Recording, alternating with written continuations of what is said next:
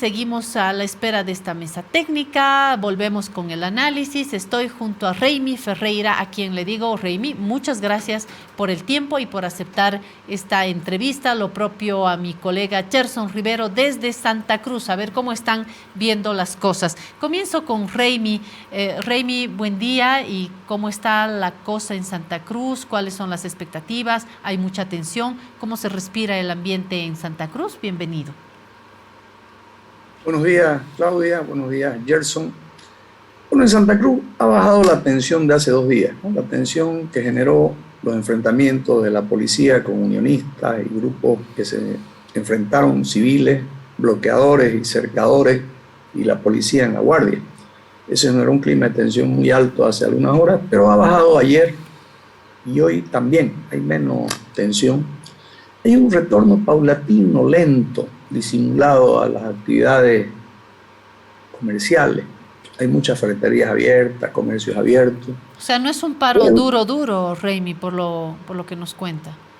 No, no es un paro duro, no es un paro duro. Lo que pasa es que es muy incoherente. No puede ser que los industriales, los bancos sigan trabajando normalmente y los niños no vayan a clase, las personas que necesitan ir a los hospitales no puedan circular para hacerse atender. Hay 130 personas que tenían que ser atendidas en el Hospital del Cáncer, que no pueden ir en la Pampa de la Isla por los bloqueos.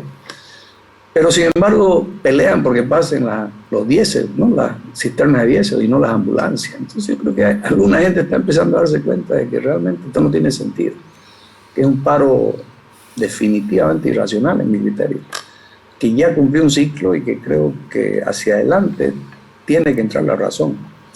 Me parece que lo que hay que evitar ahora, porque acuerdo no creo que vaya a haber, ya no, se ha pasado del plano político, hay 5 intenciones frustradas de reunión y hay un sector intransigente que encabeza el gobernador Camacho de seguir con la confrontación y es más, tiene la esperanza de llevar esta confrontación a nivel nacional a partir del día lunes. Y hay otros sectores mucho más inteligentes, le llamo yo, mucho más conscientes, que entienden que se ha logrado ya una victoria en muchos casos, como la universidad, pero que no pueden acceder al diálogo por la amenaza, ¿no? Que los llamen traidores a Santa Cruz o se han declarado con muerte civil. Eso es lo que yo veo. Es un paro que va a durar unas 2 o 3 semanas más fácilmente y que no debiera exacerbarse con el bloqueo o el cerco que han hecho los movimientos sociales. Creo que no tiene sentido.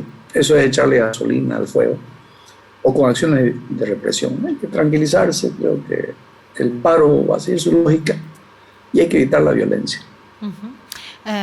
Está también en Santa Cruz Gerson Rivero, nuestro colega, a quien le pregunto si coincide con esta percepción que tiene Raimi de un paro que no es un paro duro, de un paro que no para a los bancos, que no para ciertos sectores industriales, pero sí para a la vendedora de mocochinchi y sí para las actividades normales de educación de niñas y niños en Santa Cruz. O sea, un paro desequilibrado, un paro que puede resultar injusto si lo vemos de cerca y bueno, el análisis político también que hace Raimi, ¿no? De tranquilizarse mientras vemos cómo se plantean las fuerzas entre sectores más extremistas y otros que estarían más apegados al diálogo. Gerson, las mismas preguntas para ti. Gracias, buen día y a todos, Claudia, y a todos los que nos escuchan. Claro, cuando Raimi dice no es un paro duro, de pronto tenemos que compararlo con el 2019, que era mucho más violento, estaba toda la ciudad tomada. Hoy las calles han estado mayormente vacías, es decir, la clase media, digámoslo así, ha acatado casi en su totalidad el paro, no ha salido a las calles, no hay el control tan estricto que había el 2019, aunque con la exacerbación de los 2 días, de hace 2 días, un poco eso creció. Pero además empezó a salir a la calle mucha gente necesitada y bloquean por necesidad. ¿A qué me refiero? A que si uno pasa un punto de bloqueo le piden 5 pesos, 10 pesos para pasar por ahí y le justifican, o sea, no tenemos que comer, entonces bueno, vamos a aprovechar el paro y vamos a recaudar unos cuantos pesos. Sin embargo, también es cierto que la ciudadela, la periferia cruceña, ha tratado de ser ha tratado de no acatar el paro en la medida de lo posible. Y aquí quiero conectar con lo que decía el doctor Ferreira. Esa agresividad, esa intransigencia expresada en el gobernador, uno se pregunta por qué, o sea, ¿tiene algún poder divino o qué para que la gente lo siga? Y si bien tiene cierto carisma y además su capital político está fundado en el conflicto, hay también toda una estructura, hay que decirlo, violenta, que controla la ciudad. Y cuando dice Raimi, tiene miedo que lo declaren traidor, no es por el estigma de ser traidor, sino porque hay amenazas reales, y hubieron amenazas reales en el 2019, de quemar casas, se secuestraron, por ejemplo, la ex candidata del MAS, María René Lieva, lo ha dicho públicamente, a ella le secuestraron su hijo para que renuncie a su candidatura. Lo que pasó con Mario Cronenbol. Entonces hay cierto temor por estructuras violentas que maneja todo el entorno del gobernador. Uh-huh. Entonces eso enrarece demasiado cualquier iniciativa, cualquier coherencia, que evidentemente quienes vivimos acá sabemos que dentro de la universidad, si bien hay sectores radicales también dentro de la universidad, pero lo que prima es la coherencia, e incluso dentro de los cívicos, porque detrás de los cívicos están los empresarios, y los empresarios no les gusta dejar de ganar plata como lo están haciendo ahora, y resulta que a los empresarios ahora tienen un factor que no tenían en el 2019, que es el desabastecimiento, el cerco a sus empresas, el bloqueo a sus empresas, la decisión del gobierno de frenar las exportaciones de ciertos productos, el desabastecimiento del combustible. Esos factores lo manejaban, no estaban en contra de ellos el 2019, ahora sí, y se ha generado, por tanto, una situación de equilibrio de fuerzas en las calles, de hecho. Y otro factor que, a diferencia del 2019, es que la gente que está en contra del paro hoy se anima a decirlo y a salir, incluso, sobre todo los sectores populares, digamos, y marchar y plantarse, y eso genera un poco más la tensión, pero a la vez nos muestra de que hay una correlación de fuerza mucho más equilibrada que lo que había en el 2019. Uh-huh. Bien que se haga la comparación con el 2019, le paso la palabra a Raimi para que nos ponga sobre el mismo tablero cruceño las distintas fechas. A diferencia del 2019, hoy los pesos son distintos. ¿Pesos entre qué? Pongo las fichas. Gobernación cruceña, alcaldía cruceña, comité pro Santa Cruz, empresarios privados como principales, y luego tenemos los peones adelante, que son los que pagan las muertes, las agresiones de un lado y de otro, grupos que apoyan una causa o la otra, pero al final los que están pagando las facturas. ¿Cuáles serían los pesos? Y si me estoy olvidando, Raimi, de alguna ficha importante en el tablero político institucional cruceño.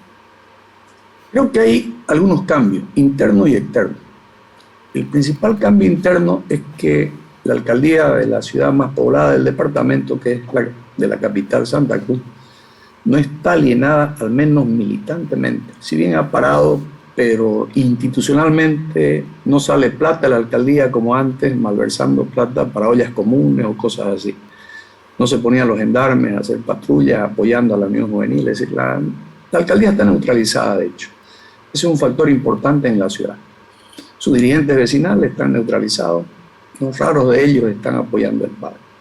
Segundo, y lo decía muy bien Gerson, y es el hecho de que el empresariado privado, a diferencia del 2019, que facturó, que vendió, que podía moverse sin problema y mantener sus negocios, hoy tiene ciertas restricciones. No digo que no siga trabajando, pero ha visto dificultada la manera se ha dificultado su forma de trabajar.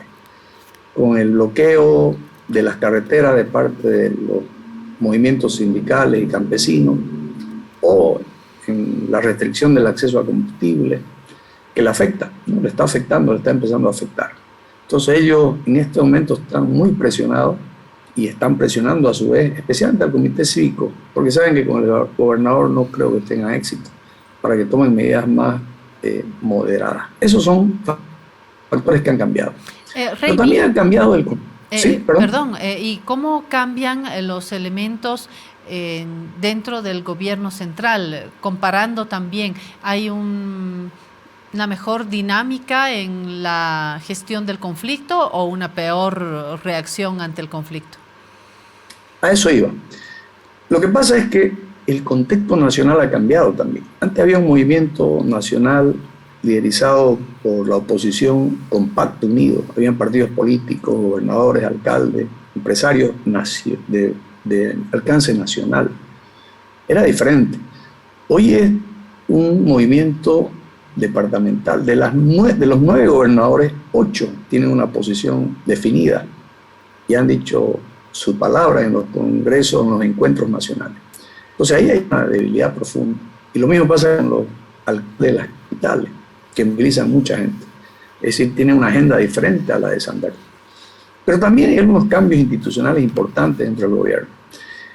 El éxito del movimiento que terminó en el derribamiento del gobierno constitucional del año 2019 finalmente se dio con el quiebre de la policía y luego el quiebre de las Fuerzas Armadas.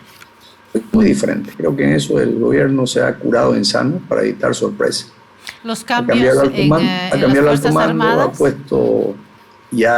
puesto mucho cuidado en el tema de la policía para evitar este tipo de situaciones.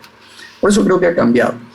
Y si bien creo que la oposición tomó como un factor posible la división del MAS, más bien la división a nivel de las bases no ha ocurrido. Hay una unidad y se han plegado sectores que no están con ni uno ni otro de la posible división interna del MAS. El MAS ha salido fortalecido. Eso ha cambiado sustancialmente el contexto nacional.